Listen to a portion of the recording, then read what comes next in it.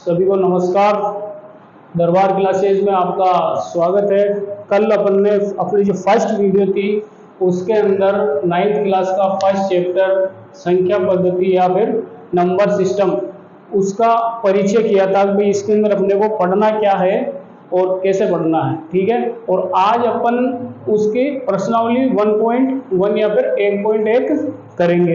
ठीक है, तो इसके अंदर क्या क्या प्रश्न है, किस प्रकार के प्रश्न पूछ रहा है, उन प्रश्नों का हल करेंगे और उनको इजी वे में हल करना सीखेंगे कि कैसे इनको समझ के सही तरीके से और जल्दी हल किया जा सके और जिससे अपने को सही से सही या ज़्यादा से ज़्यादा नंबर मिल सके।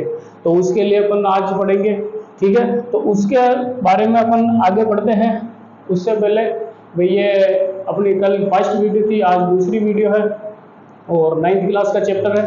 तो अगर कल की वीडियो में कोई गलती रही हो या फिर कोई मिस्टेक हुई हो, क्योंकि फर्स्ट टाइम रिकॉर्ड कर रहे हैं तो हो सकता है कोई टेक्निकल टाइप की मिस्टेक रही हो और या रिकॉर्ड करने में कोई परेशानी आई हो या उसके अंदर कोई आवाज़ से संबंधित कोई दिक्कत आ रही हो, तो उसके लिए आप कमेंट करें और उसको हम दूर करने का प्रयास करेंगे।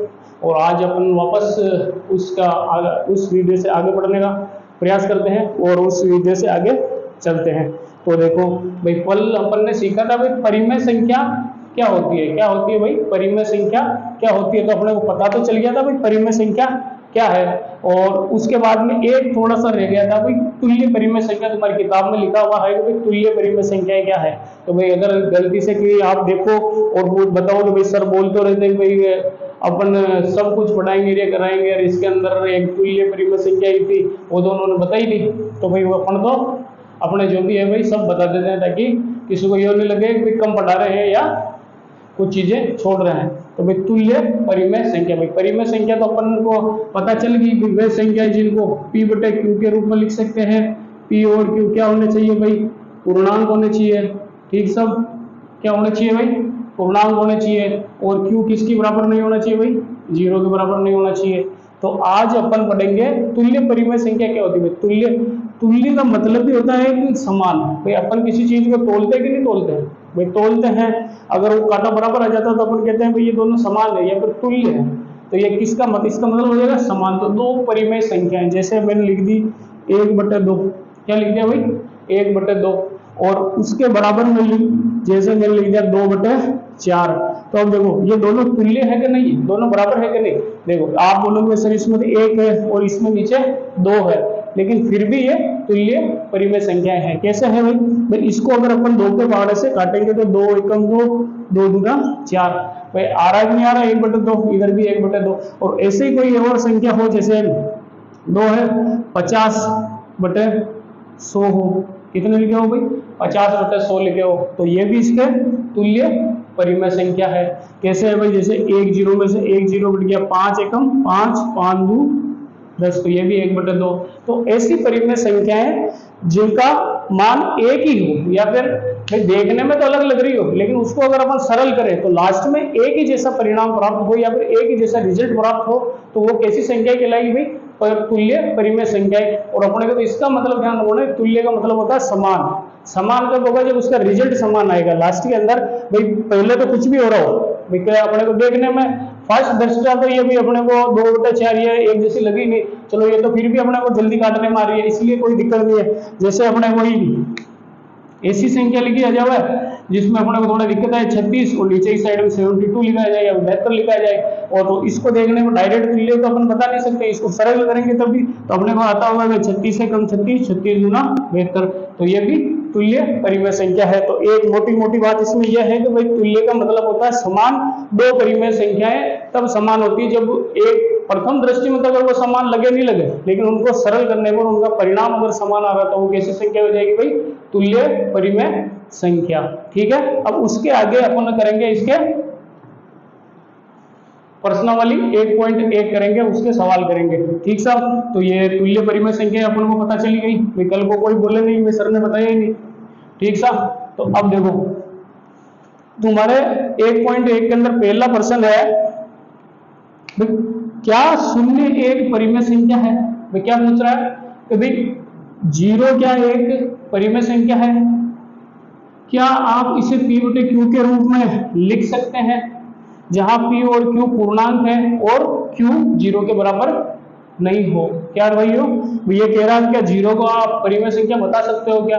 और अगर आप बता रहे हो कोई परिमेय संख्या है तो इसको P बटे Q के रूप में लिख सकते हो क्या, जहां पर P और Q क्या होना चाहिए, पूर्णांक होना चाहिए, और Q किसके बराबर नहीं होना चाहिए, 0 के बराबर नहीं होना चाहिए। तो बिल्कुल हाँ, इसका उत्तर आपको सत्य असत्यम देना। तो आप पहले तो बोलोगे यस भाई, हाँ भाई 0 क्या है, एक परिमेय संख्या है, हाँ 0 एक परिमेय संख्या है। ठीक, पहले तो आप बोलोगे हाँ 0 एक परिमेय संख्या। अब बताओ भाई कैसे है, तो कैसे है तो भाई अपने को पता है भाई 0 है, तो ये 0 के लिए पूछ रहा है। और मैंने कल आपको बताया था भाई कोई भी संख्या हो, जैसे 2 लिखा हुआ तो 2 को भी तो अपन परिमेय संख्या बताते हैं, जबकि ये भी तो 2 ही है, केवल इसमें P ये Q का है, तो Q अपन इसके नीचे 1 लिखते हैं कि नहीं लिखते भाई, लिखते हैं भाई। ये हो जाता अपना P, ये हो जाता अपना Q। तो जैसे 0 है तो 0 के नीचे भी अपन 1 लिख देंगे, ठीक है, लिख दिया है। अब देखो भाई 0 के नीचे 1 लिख दिया तो 0 तो हो गया P, ये हो गया Q। अपने परिमेय संख्या की परिभाषा क्या बोलती है कि अपन किसी संख्या को P बटे Q के रूप में लिख सकें, और जहां पर Q क्या नहीं होना चाहिए भाई, 0 के बराबर नहीं होना चाहिए। तो अपने यहाँ पे Q क्या है, Q बराबर अपने क्या है भाई 1 है, जो 0 के बराबर है ही नहीं, तो अपन 0 बटे 1 लिख सकते हैं कि नहीं लिख सकते हैं? तो अपना जो प्रश्न कह रहा है वो अपन कर सकते हैं। तो इसका उत्तर क्या होगा भाई, हाँ 0 एक परिमेय संख्या है, और इसको अपन 0 बटे 1 लिख सकते हैं।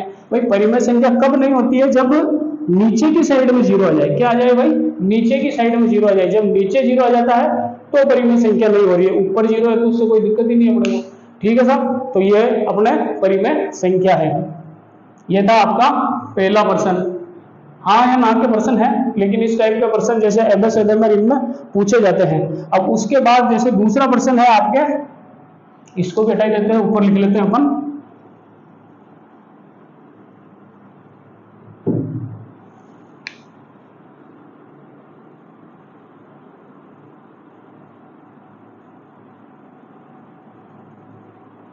एक पॉइंट एक का दूसरा प्रश्न है भाई 3 और 4 के बीच, 3 और 4 के बीच में 6 परिमेय संख्या, कितनी भाई, 6 परिमेय संख्याएं ज्ञात कीजिए। क्या कीजिए भाई, 6 परिमेय संख्याएं ज्ञात कीजिए, ठीक है। यह प्रश्न है अपना, क्या है भाई, ये प्रश्न है अपना 3 और 4 के बीच में 6 परिमेय संख्याएं ज्ञात कीजिए। तो 3 और 4 के बीच में अपने को 6 परिमेय संख्याएं ज्ञात करनी है। और कल मैंने आपको बताया था भाई जो संख्या रेखा होती है उसके ऊपर जैसे एक परिमेय संख्या यहाँ पे है और एक परिमेय संख्या यहाँ पे है, तो इन दोनों के बीच में तो आपसे पूछ ले कोई तो कितनी परिमेय संख्याएं हैं, तो अपन ने कल सीखा था। तो यहाँ पे अपरिमित रूप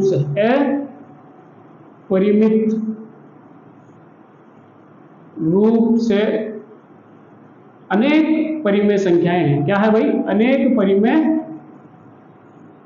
संख्याएं है, ठीक है साहब। दो परिमेय संख्याओं के बीच में अपरिमित रूप से अनेक परिमेय संख्याएं होती है। तो भाई 3 और 4 के बीच में अपने को बतानी है। तो एक तो इसके अंदर आपको औसत वाला भी लगा सकते हो आप नियम, जैसे इसका अपन करते हैं भाई आंसर किसके बीच में ज्ञात करनी है, 3 व 4 के मध्य, ठीक। तो इसके अंदर आप 2 विधि लगा सकते हो। 2 विधि लगाने में फर्स्ट विधि बताता हूं जिसको अपन बोलते हैं जैसे औसत विधि। क्या बोल सकते हो, जैसे औसत विधि। अब जानते हैं अपन कि औसत क्या होता है। औसत होता है जैसे कोई एक लड़के के नंबर आए 10 नंबर, एक लड़के के नंबर आए 20 नंबर, किसके एक के आए 10 नंबर और एक के आए 20 नंबर, और दूसरे सब्जेक्ट में एक के आए वापस 30 नंबर, एक के आए 40 नंबर। तो भाई 20 एक के द्वारा 20 और 40, एक के आ रहे 10 और 20, तो उनमें से किसका औसत ज्यादा है। अपन क्या करते हैं, दोनों नंबरों को, जो पहला लड़का है उसके दोनों नंबरों को जोड़ते हैं, उसमें 2 का भाग लगाते हैं। जैसे देखो भाई एक के आए, एक सब्जेक्ट नंबर 1 के अंदर आए 10 नंबर, सब्जेक्ट नंबर 2 के अंदर आए भाई 30 नंबर, तो अपने को पूछेंगे इसका औसत क्या है, तो औसत अपन करते हैं इन दोनों को जोड़ते हैं और इसके अंदर 2 का भाग लगाते हैं, यानी क्या होगा भाई 40/2, यानी कि उसके एवरेज नंबर कितने आ रहे हैं भाई 20 नंबर आ रहे हैं। कितने आ रहे हैं भाई 20 नंबर आ रहे हैं। तो औसत अपन निकालना जानते हैं। और ये औसत होता क्या है, तो अब देखो 10 और 20 है, तो 20 इनके बीच में है कि नहीं, तो 20 इसके बीच में है, तो अपने को भी यहाँ पे क्या करना है, बीच की परिमेय संख्या निकालनी है 3 और 4 के बीच की। तो अपन एक तो ये औसत वाली विधि लगा सकते हैं। क्या लगा सकते हैं भाई, औसत वाली विधि लगा सकते हैं। तो औसत वाली विधि में क्या करते हैं भाई, इसको और इसको जोड़ते हैं। तो अपन क्या करते हैं 3 + 4 और भाग लगाते हैं 2 का।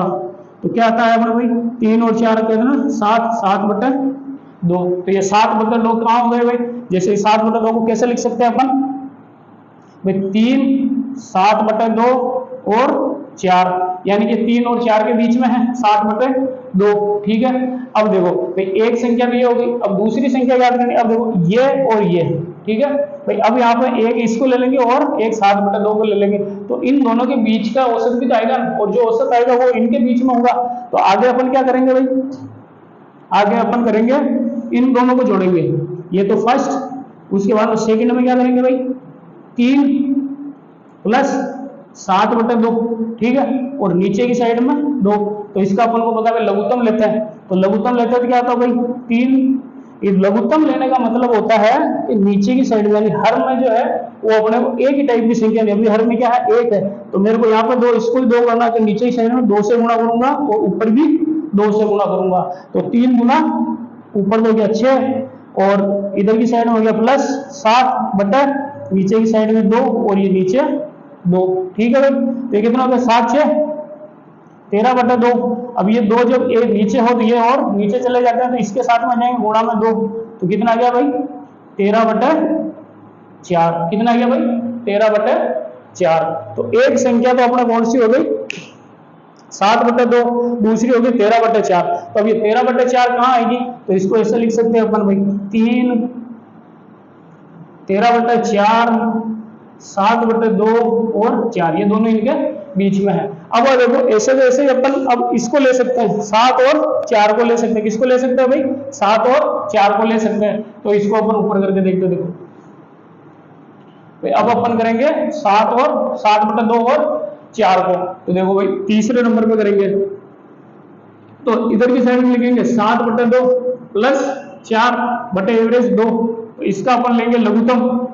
तो वही अभी मैंने बता दिया, लघुत्तम का मतलब होता है नीचे की साइड में बराबर करना, यानी नीचे इसको 2 बनाने के लिए मेरे को 2 से गुणा करूंगा, ऊपर भी 2 से करूंगा, तो ये हो जाएगा 7 + 8/2 और नीचे 2, ठीक है। तो इसको कैसे लिख सकता हूं मैं भाई 7, 8, 15, 15/2 गुणा 2, यानी कि 15/4, ठीक है। तो ये संख्या आ गई अपना, ये कौन सी संख्या भाई तीसरी संख्या आ गई। कौन सी संख्या आ गई भाई तीसरी संख्या आ गई।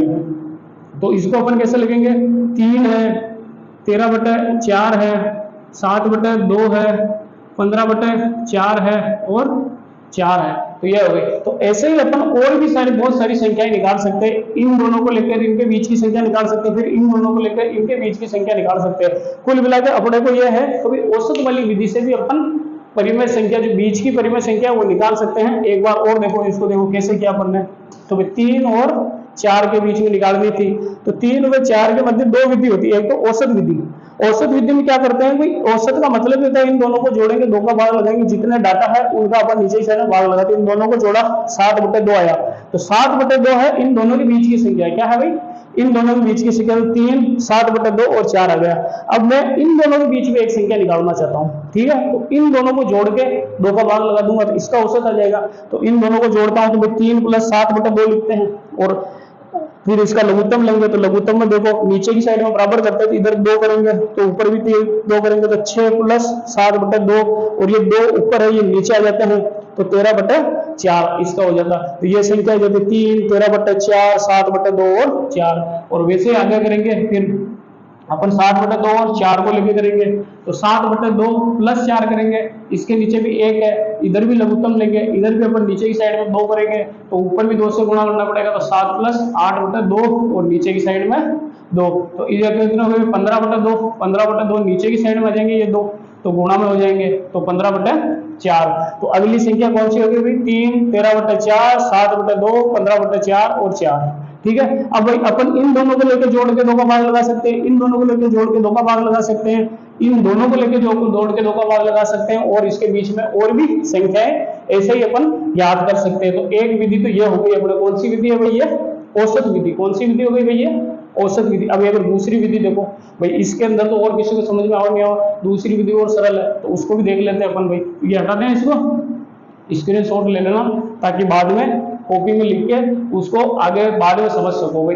पहले तो यहाँ पर अपने समझ में आ ही रहा, लेकिन अगर यहाँ पर देखो जब अपन देखते हैं और वीडियो को सुनते हैं तो अपने आंखें और कान दोनों काम आ रहे हैं, तो अपने को जल्दी समझ में आता है। तो यहाँ पर तो समझ में आ गया, लेकिन आज नहीं भाई, एग्जाम तो आज थोड़ी है, साल भर बाद में होगा, उस टाइम भी तो अपने को सीखना है। और बार बार भाई वीडियो तो ऐसे तो देख लेते हैं फास्ट फॉरवर्ड करके भाई, जल्दी जल्दी देख लेते हैं, लेकिन फिर भी अगर अपन इसको कॉपी में लिख लेंगे, एक बार देखा सुना और कॉपी में और लिख लें तो बढ़िया तरीके से याद हो जाएगा। ठीक है, तो इसको हटाएंगे। अब दूसरी विधि देखते हैं, है ना।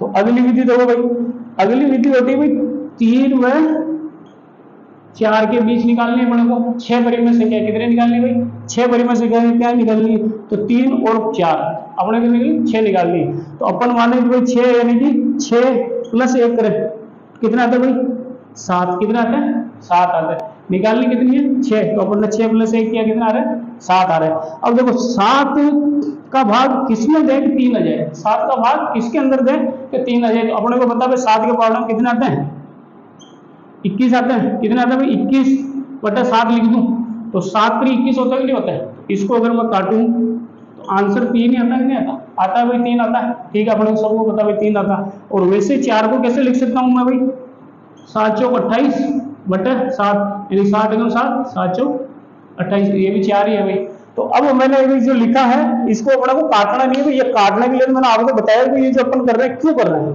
भाई। 4 और 3 और 4 के बीच में निकालना थी, 6 संख्या निकालनी, तो 6 प्लस 1 क्या 7 आ गए। अब 7 को अपने को ऐसे लिखना था कि उत्तर कितने आ गए 3 आ गए, तो 21 बटे 7 लिख दिया, यानी पी बटे क्यू की फॉर्म में लिखना था, तो पी बटे क्यू की फॉर्म में लिख दिया। ये 3 आया, ये 28 बटे 7 आया, ये 4 आया।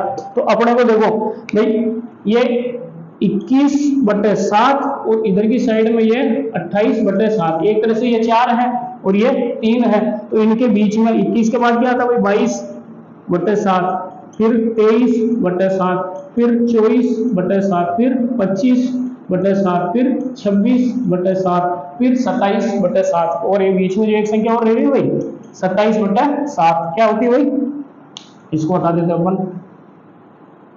ये देखो भाई यहाँ पे जैसे 27 बटे 7 और ये हो गया आगे 28 बटे 7। तो ये तो है अपने 4 और ये है अपने 3, इन तीनों के बीच में भाई 1 2 3 4 5 6 संख्या हो गई। तो ये 6 संख्याएं अपन ने याद कर ली है, बीच की 6 परिमेय संख्याएं हैं। तो ये विधि है डायरेक्ट मेथड, ठीक है ना भाई। इसके अंदर आपको क्या करना, 3 और 4 है, किसी भी पार्ट जरूरी नहीं 7 के रूप में लिखना आपने, ठीक है, जरूरी नहीं 7 के रूप में लिखो, आगे भी लिख सकते हैं। जैसे 3 है, मैं लिख दूं जैसे भाई 30 बटे 10, ठीक है, तो भी ये 3 है। और इधर लिख दूंगा भाई 40 बटे 10, तो भी ये 4 है, ठीक है। तो ये तो हो गया अपना 3 और ये हो गया अपना 4। तो इन दोनों के बीच में भाई 31 बटा 10, 32 बटा 10, 33 बटा 10, 34 बटा 10, 35 बटा 10 और 36 बटा 10, 37 बटा 10, ऐसे ही सारी जो भी इन दोनों के बीच में है वो सारी परिमेय संख्याएं अपन याद कर लेंगे। जरूरी नहीं कि अपन 7 करें, लेकिन अपन को याद 6 करनी थी इसलिए अपन ने वो कर लिया, बाकी ये भी कर सकते थे अपन, ठीक है भाई। तो ये अपनी विधि अपने को समझ में आ गई होगी, इसका भी स्क्रीनशॉट ले लेना और इसको भी कॉपी में उतारना, ठीक है। ये डायरेक्ट मेथड है, अगर आपको ये अच्छी लगे तो इससे करनी है, बाकी वो औसत विधि है, ठीक है। औसत विधि थोड़ी लंबी चलती है, लेकिन वो क्या है कि अपने को उससे समझ आता है कि भाई कैसे अपन दो चीजों को जोड़ रहे हैं और उनका बीच की संख्या आ रही है, औसत आ रही है। और ये डायरेक्ट है, इसके अंदर आपको डायरेक्ट दिमाग लगाना पड़ेगा।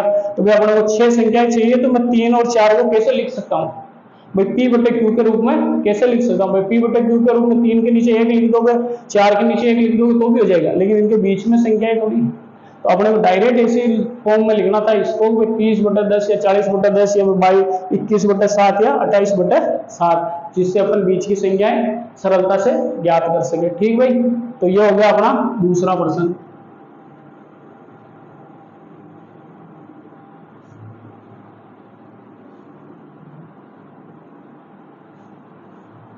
उसके बाद में अगला प्रश्न है 3 नंबर प्रश्न। तो भाई 3/5 और 4/5, भाई कितने हैं भाई? 3/5 और 4/5 के मध्य आपको 5 परिमेय संख्या है। कितनी भाई? 5 परिमेय संख्याएं याद करनी है। क्या करनी है भाई? 5 परिमेय संख्या याद करनी है। उनकी बात याद कीजिए। अब की बात 3/5 है और 4/5 है, तो इसके अंदर भी देखो, इसके अंदर भी आप औसत वाली विधि लगाओगे, तो औसत वाली विधि इसके अंदर थोड़ी लंबी होती है, तो अपन वो करेंगे नहीं। बाकी अपन कर सकते हैं, इन दोनों को जोड़ेंगे, 2 का भाग देंगे, बीच में आएगी, फिर जो बीच में आएगी उसको जोड़ के इसको जोड़ के 2 का भाग लगाएंगे, उसको और इसको जोड़ के 2 का भाग लगाएंगे। ऐसे करते हुए अपन बाकी संख्याएं निकालेंगे। लेकिन अपन ऐसे नहीं करेंगे भाई, इसको अपन डायरेक्ट वाला मेथड से करेंगे जो सरल है। और आपकी कॉपी किताब के अंदर भी है वो विधि। भाई डायरेक्ट वैसे तो अपन करते नहीं है, क्योंकि स्कूलों के अंदर अपन डायरेक्ट काम करते हैं, तो अपने जो सर होते हैं अपने को नंबर भी देते हैं, आपने पूरा लिखा नहीं, ठीक है, तो अपन तो पूरा लिखने का प्रयास करते हैं। लिखना भी आना चाहिए भाई। आप जो कोई भी 9वीं 10वीं 8वीं किसी भी क्लास में पढ़ते हो, तो आपको जो उत्तर लिख रहे हो, उत्तर लिखने का एक तरीका होता है भाई। उस उत्तर को जो लिख रहे हो उसको अगर आप अच्छी तरीके से समझाते हो तो भाई क्या किया है क्या नहीं किया है, तो वो हर चीज लिखते हो, तो उसके नंबर आपको सही मिलते हैं, या फिर उसके नंबर मिलने के चांसेस, अगर उसका आंसर गलती से कहीं गलत भी आ जाएगा तो भी अगर आपने समझा सही रखा है और आपका तरीका सही है, तो भी आपको एग्जामिनर थोड़े बहुत नंबर दे ही देता है। तो अपने क्या लिखने का तरीका भी आना चाहिए। तो क्या है भाई? 3/5 और 4/5। तो इसके अंदर अपन क्या करेंगे? अपने को निकालनी है 5 संख्याएं। कितनी निकालनी है भाई? 5 संख्याएं निकालनी है। तो मैं क्या करूं भाई? 5 है तो 5 + 1 कर दूं, यानी कि 6 कर दूं, 6। लेकिन इसके अंदर 6 करेंगे भाई, उसके अंदर तो 6 को अपन ने नीचे लिख लिया था और 6 की फॉर्म में उस 3 को लिख लिया था, ठीक है ना। लेकिन इसके अंदर क्या करेंगे भाई? इसके अंदर क्या करेंगे? इसके अंदर अपन करेंगे 6 आया तो 3/5 को ऊपर और नीचे दोनों जगह अगर मैं 6 से गुना करूं तो इसकी सेहत को कोई फर्क पड़ेगा क्या? कुछ नहीं पड़ेगा भाई। इससे ये कट जाएगा, इससे ये कट जाएगा, वापस है तो ये 3/5 के 3/5, ठीक है। तो उत्तर कितना आ रहा है भाई इसका? 3 × 18 और 6 × 5 = 30, ठीक साहब, ये आ रहा। तो ये भी एक तरह से क्या है? 3/5 ही है। आगे देखो भाई, आगे ये है 4/5, तो ये तो अपना गया 1। अब इस 4/5 को कैसे लिखेंगे भाई? 4/5 गुणा 6 और नीचे की साइड में भी गुणा 6, तो ये क्या आ रहा भाई? 4 × 24, कितना हो गया भाई? 24/6 × 5 = 30, ठीक है। और ये कितने में? एक तरह से 4/5 है। तो अब अपन क्या करेंगे आगे? 18/30 और ये लिखेंगे अपन 24/30, ठीक है। 18 के बाद क्या था भाई?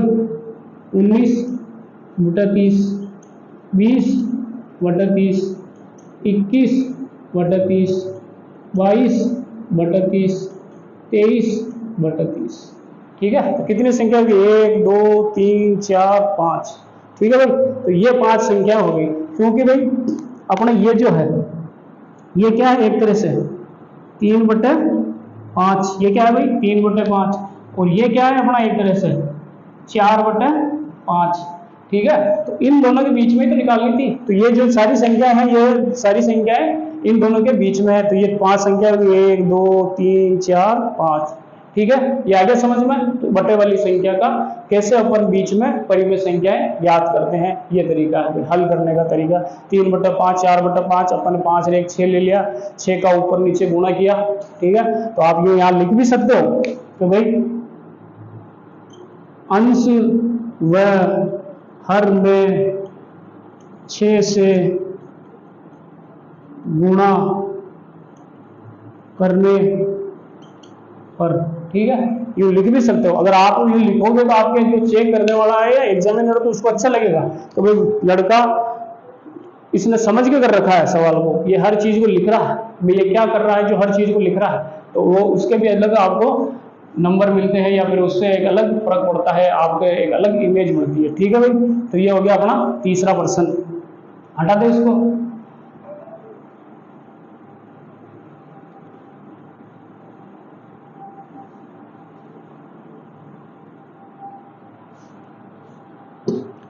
अब अगला प्रश्न है भाई सत्य असत्य बताओ। क्या है भाई अगला प्रश्न? सत्य और असत्य बताओ भाई। आपको बताना है कौन सी चीज सत्य है और कौन सी चीज असत्य है, यानी कि कौन सा स्टेटमेंट या कथन सत्य बोल रहा है और कौन सा कथन असत्य बोल रहा है। तो पहला कथन है भाई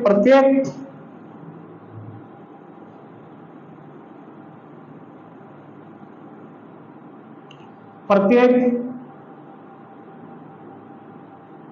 प्राकृत संख्या, प्रत्येक प्राकृत संख्या एक पूर्ण संख्या होती है, ठीक है भाई। क्या है भाई? प्रत्येक प्राकृत संख्या एक पूर्ण संख्या होती है।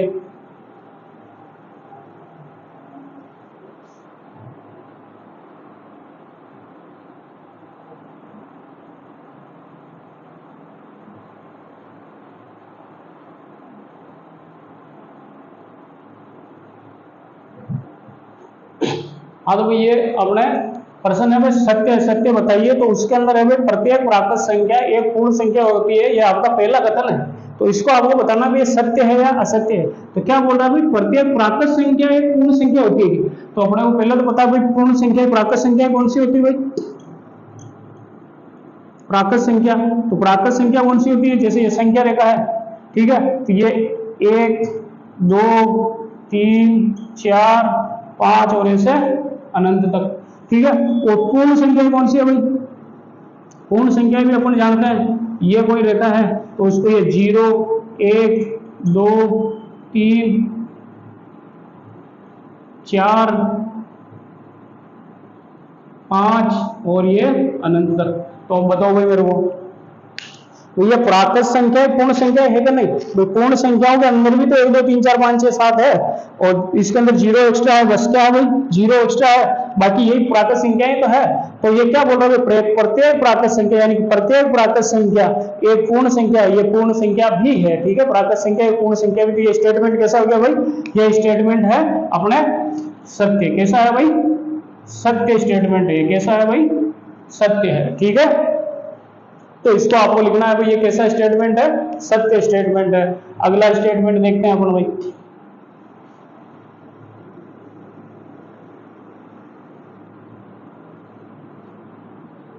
प्रत्येक पूर्णांक एक पूर्ण संख्या होती है। अगला स्टेटमेंट क्या है भाई? प्रत्येक पूर्णांक एक पूर्ण संख्या होती है। बी नंबर पे है भाई प्रत्येक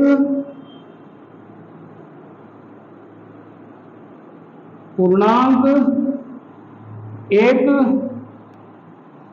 पूर्ण संख्या होती है। क्या बोल रहा है भाई? प्रत्येक पूर्णांक एक पूर्ण संख्या होती है। तो अब अपने को वापस प्रत्येक पूर्णांक क्या है और पूर्ण क्या है, तो अपने को पता है भाई ये पूर्णांक, भाई क्या पूर्णांक? पूर्णांक क्या होता है भाई? ये संख्या रेखा, दोनों साइड में तीर, बीच में 0, इधर 1 2 3 4 और अनंत, इधर -1 -2 -3 -4 और अनंत, ठीक है। ये तो पूर्णांक है। अब दूसरे कौन सी पूर्ण की बात कर रहा है? अभी अपन ने पिछले प्रश्न में देखा भाई पूर्ण संख्या कौन सी है, तो अपने को पता है भाई पूर्ण संख्या कौन सी है। तो पूर्ण संख्या कौन सी है भाई? ये संख्या रेखा, यहाँ से 0 1 2 3 4 5 और अनंत तक, ठीक है भाई। कितने कहाँ तक है भाई? अनंत तक है। तो अब यह प्रश्न क्या कह रहा है भाई? प्रत्येक पूर्णांक एक पूर्ण संख्या। क्या प्रत्येक पूर्णांक पूर्ण है क्या? भाई देखो इधर की साइड में जीरो से लेके ये तो पूर्णांक जो धनात्मक पूर्णांक है और साथ में जीरो, ये तो पूर्ण के अंदर है, लेकिन ये ऋणात्मक पूर्ण है क्या?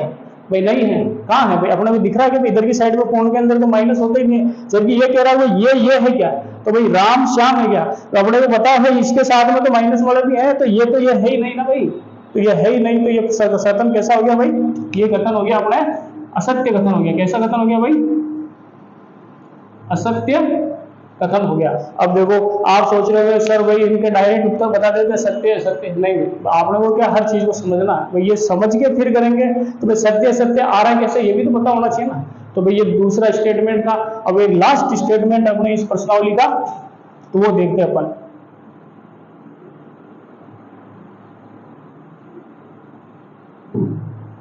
प्रत्येक परिमेय संख्या एक पूर्ण संख्या होती है। क्या बोल रहा है भाई? प्रत्येक परिमेय संख्या एक पूर्ण संख्या होती है। क्या कह रहा भाई? प्रत्येक परिमेय संख्या एक पूर्ण संख्या होती है। तो अब मेरे को बताओ, देखो भाई अपन जानते हैं भाई परिमेय संख्या कौन सी है? परिमेय संख्या कौन सी है? तो परिमेय संख्या वो जो p बटा q के रूप में लिख सके, और q क्या नहीं होना चाहिए यहाँ पर भाई? जीरो नहीं होना चाहिए। ये दोनों कैसे होने चाहिए? पूर्णांक होने चाहिए भाई। कैसे होने चाहिए भाई? पूर्णांक होने चाहिए। ठीक है, तो भाई ये दोनों पूर्णांक होने चाहिए, लेकिन परिमेय संख्या में तो p बटे q होना ही चाहिए। कैसे होना चाहिए? p बटे q होना चाहिए। तो जैसे और आगे क्या बोल रहा है? प्रत्येक परिमेय संख्या एक कैसी संख्या है भाई? पूर्ण संख्या है। तो ये मेरे को बताओ 3/4 एक परिमेय संख्या है, और पूर्ण संख्या आप जानते हो, पूर्ण संख्या ये संख्या रेखा 0 1 2 3 4 और अनंत तक। ठीक है, तो बताओ मेरे को पूर्ण संख्या 3/4 इसके अंदर कहीं दिख रहा है क्या आपको? कोई दिख रहा है क्या? ये बोल रहा है प्रत्येक परिमेय संख्या एक पूर्ण संख्या है क्या? तो भाई परिमेय संख्या 3/4 एक परिमेय संख्या है, लेकिन इस पूर्ण संख्या की संख्या रेखा में तो 0 है 1 है 2 है 3 है 4 है, लेकिन 3/4 थोड़ी है, 3/4 तो है ही नहीं। तो ये स्टेटमेंट भी कैसा हो गया भाई? असत्य स्टेटमेंट हो गया। कैसा हो गया भाई? असत्य। कैसा हो गया? असत्य हो गया। ठीक है, तो आ गया समझ में आपको सभी को? तो ये थी आपका 1.1 प्रश्नावली 1.1। अब इसके आगे अपन कल पढ़ेंगे अगली वीडियो के अंदर, क्योंकि एक ही वीडियो ज़्यादा लंबी नहीं होनी चाहिए, आधा घंटा 30-40 मिनट की होनी चाहिए, इससे ज़्यादा नहीं होनी चाहिए। इससे ज़्यादा क्या बच्चे देख भी नहीं पाते और घर वाले भी इतना मोबाइल अलाउ नहीं करते हैं। ठीक है, तो अपने ये हो गई, और इसको आप समझना, और इसके साथ में आपको एक काम दे रहा हूँ मैं भी, जो मैंने तो समझा दिया, लेकिन इसको देख के आप भी 1-2% करो, सेम टू सेम ऐसे पर्सन, तो उनको आपको घर पे करने का प्रयास करना है। मैं आपको एक काम दे देता हूँ, और वो जो काम करो उसको आप कमेंट के अंदर पे आप डालो, लिखो, या फिर आप सोल्व करके बताओ। तो आपके लिए क्वेश्चन छोड़ के जा रहा हूं मैं। 4 व 5 के मध्य 4 परिमेय संख्याएं याद कीजिए। याद कीजिए। ठीक भाई, एक तो ये प्रश्न करना है, आपको करने का प्रयास करना था कि आपने क्या सीखा भाई, उसका पता तो चलेगा। और एक करना भाई 1/2 व 3/4 के मध्य 3 परिमेय संख्याएं। परिमेय संख्याएं ज्ञात कीजिए। ठीक भाई, ये 2 प्रश्न आप स्क्रीनशॉट लीजिए और इन दोनों प्रश्नों को करने का प्रयास कीजिए। ठीक भाई, ओके, ये हो गई अपना प्रश्नावली। अगर समझ में आ रहा हो और अच्छा लग रहा हो तो अपने चैनल को सब्सक्राइब करो, और लोगों को भी बताओ, शेयर करो इसको, और लाइक करो भाई अगर समझ में आ रहा है तो, और अपने दोस्तों को बताओ सबको कि भाई अपने सर पढ़ा रहे हैं और अपनी भाषा में पढ़ा रहे हैं, और अगर हमारे को समझ में आ रहा था आपको भी समझ में आ सकता है। और वो ऐसा नहीं है कि भाई पर्सन करवा रहे हैं, वो पर्सन करवाने के साथ में जब भी वीडियो या पर्सनली खत्म होती है तो उसके साथ में कुछ क्वेश्चन छोड़ के जाते हैं, जो करके अपन अपने जो सीखा है उसको और अच्छा कर सकते हैं। ठीक है भाई, तो इसी के साथ जय हिंद, जय भारत।